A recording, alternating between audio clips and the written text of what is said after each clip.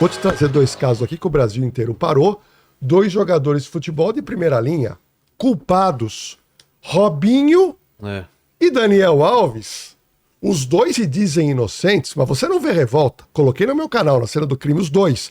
As provas, tudo lá. Eu sou inocente, eu não fiz nada, eu transei e não usei força. Espera um pouquinho. Uma pessoa te acusa de estupro, que acaba com a sua vida e você quer se defender. É como você falou, Vilar, você passa por uma revolta. Você quer bater, pode ser delegado, pode ser juiz, pode ser perito. Você parte pra pancada. Se o cara te traz uma injustiça tão grande. Mas eles não conseguem.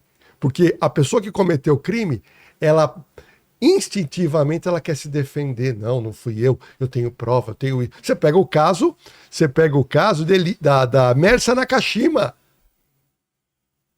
Do Misael Bispo. Você pega, ele nega até hoje, mas nunca negou com veemência, nunca negou com revolta. Paixões perigosas, o que morre de gente por causa de amor, por causa de sexo, não é brincadeira. Morre. E depois, quando tem uma investigação boa, é muito difícil sair impune, é muito difícil. Porque a motivação sempre vai existir e basta o empenho, uma bela perícia vai resolver. Fala, Tuti. A Juliana, o caso Eloá foi a maior vergonha brasileira no sentido de como o caso foi tratado? Olha, o caso Eloá, eu quero contar de um outro caso primeiro, eu quero até ver se o Vilela e o Salada lembram. Do primeiro grande erro da polícia de São Paulo, que causou a morte de uma moça de 23 anos, que é o caso da Adriane Caringi. Você lembra disso, Vilela? Do sniper. Do sniper. Você lembra disso, Salada? Lembro. O caso Adriane Caringi é um caso que aconteceu há muitos anos, final da década de 90, aonde um casal de ladrões invade uma casa na Rua Tucuna, em Perdizes, São Paulo, e são mantidos como refém a família lá, roubando. Só que o vizinho chama a polícia. E ali era o início do GAT da PM, cheio de polícia, eram mais de 60 viaturas. Estava havendo uma negociação, quando em dado momento, um sniper da PM do GAT coloca um fuzil e tem o ladrão na mira. Ele tem um ladrão na mira. Quando em dado momento ele faz o disparo, ele resolveu fazer o disparo, inadvertidamente ele mata o ladrão. Só que a Adriane Caringi estava atrás. Ele usava um projétil equivocado, abriu um rombo desse tamanho atrás da Adriane Caringi, uma menina que morre dentro de casa. Estou contando esse caso na cena do crime, e aí vem o caso Eloá, que também aconteceu erro. Agora, a polícia erra como todo mundo erra. Mas quando a polícia erra, em alguns casos, você pode promover a morte de uma pessoa. Não é brincadeira. O caso de Eloá, no meu ponto de vista, é aquela situação que a polícia está sempre errada. Teve oportunidade de um sniper atirar? Teve e não atirar. Enormes. Verdade. E com toda a segurança. Verdade. Mas o que acontece? Se um sniper mata o Lindbergh, por que a polícia matou? Se estava negociando, por que não tentou negociar mais um pouco para ver se ele entregava? Se ele não é executado, e acontece a merda que deu, aí todo mundo, por que não atirou? Então, se a polícia atira, a polícia está errada porque tinha que negociar mais. Se ela não atira e acontece uma coisa errada, por que ela não atirou? Tanto é que a gente vê uma situação semelhante, tá? Só que onde a polícia atirou no algoz, naquele ônibus que foi sequestrado no Rio de Janeiro. Sim, 147. Não. Na ponte do Rio de Janeiro, na ponte Rio-Niterói, que o ônibus estava cheio de gente. Aí o sniper atirou, matou o bandido, o ladrão, o sequestrador do ônibus. Aí ele morreu. Todas as pessoas ficaram ilesas, tudo de boa. Ele estava ameaçando, se não me engano, a explodir o ônibus, alguma coisa assim. E aí a população, mas por que matou o cara? Por que não negociou mais com ele? Por que não fez ele se entregar? Então é o caso da polícia, está sempre errada. Agora, nesse caso do Eloá, teve um fator que não podia ter feito. Foi a Nayara tinha sido liberada, ela era Voltar. refém, ficou horas lá, e depois ela volta para a cena do crime.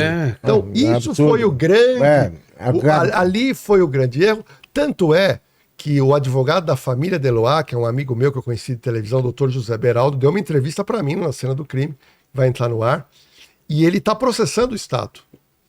Por quê? Porque ele entende que o erro da polícia acabou levando a tudo o que aconteceu, e no final, a Eloá, com apenas, né, uma jovem de 14 para 15 anos, acaba perdendo a vida. Agora, o trabalho policial, Vilela, não é brincadeira. O policial tem ali segundos para tomar uma atitude, e quando ele erra, ele vai para a cadeia, muitas vezes perde o emprego no erro que ele não queria errar, porque tudo isso é erro culposo, não é erro doloso. O policial, o sniper atirou e matou, ele não queria aquele resultado.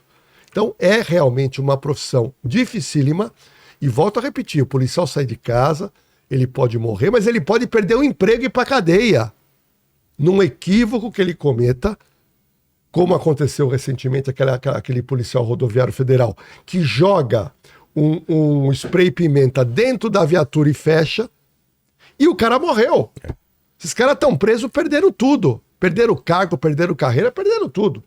Então é uma profissão dificílima, que merece ganhar bem, mereceria ganhar mais do que ganha, e mereceria ter um respeito também da sociedade, porque não é brincadeira. Eu acho assim que no caso, vamos dizer, de snipers, como muitas atividades, se treina para ver se na hora a gente faz certo. Então se treina o disparo, se treina defesa pessoal, se treina um monte de coisa, para ver se naquela hora, naquele momento que você não dá tempo para pensar, a gente acaba agindo por um instinto, muitas vezes, mas esse instinto tem que estar certo, e ninguém admite uma falha. Se eu de uma necessidade de sacar uma arma e usá-la e acabar, vamos dizer, entre aspas, errando o alvo, a vítima, o ladrão, e acertar uma outra pessoa, é claro que eu jamais ia querer acertar uma outra pessoa.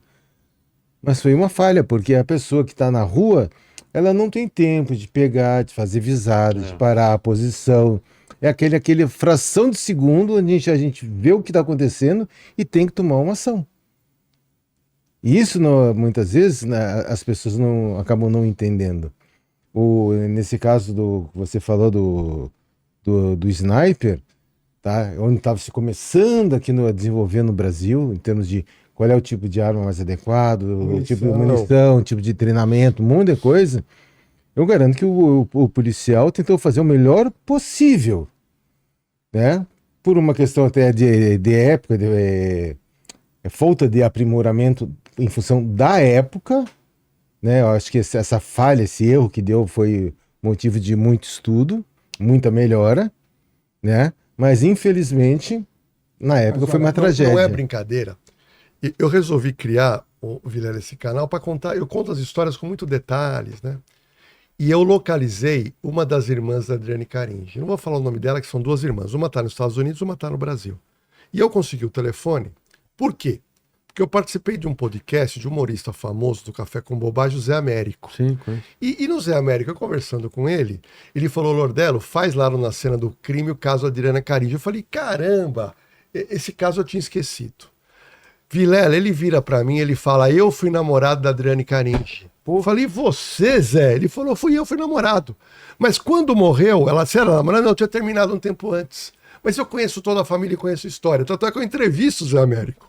Ele me conta. E o Zé Américo me consegue o telefone da irmã. Só que isso se passaram, foi no final da década de 90. Vilela, eu liguei pra irmã, me apresentei ao São Jorge Lordelo, da televisão, do Operação de... eu te conheço, não sei o quê. Falou: olha, eu tenho um canal chamado Na Cena do Crime, dá uma olhadinha no canal.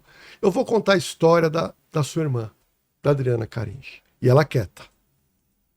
E eu falei: olha, eu falei com o Zé Américo já foi entrevistado pela minha equipe, ele vai entrar na cena.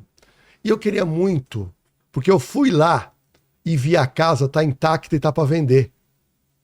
E eu queria entrar lá dentro. E eu queria que ela falasse comigo. E eu conversei com ela, ela ficou ouvindo, quietinha.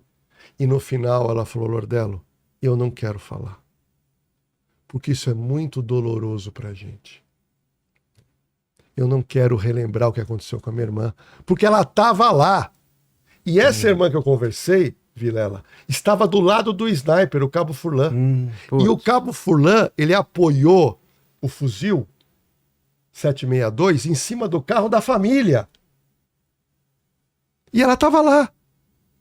Então ela presenciou tudo e ela não quis dar essa entrevista para mim. É óbvio que eu entendi.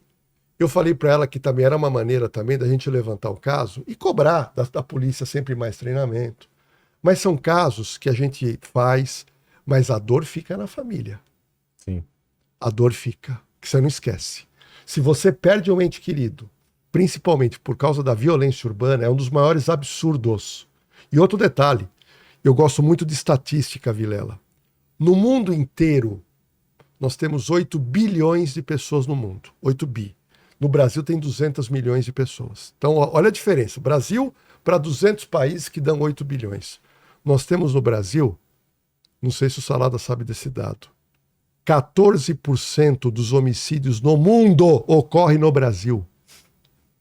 Olha que absurdo. 14%. De 8 bilhões de pessoas, nós só temos 200 milhões. 14% ocorrem no Brasil. 25% dos celulares roubados no mundo no ano passado ocorreu no Brasil. 1/4 dos celulares. Ou seja, é um país onde todo mundo pode ser assaltado ou pode morrer.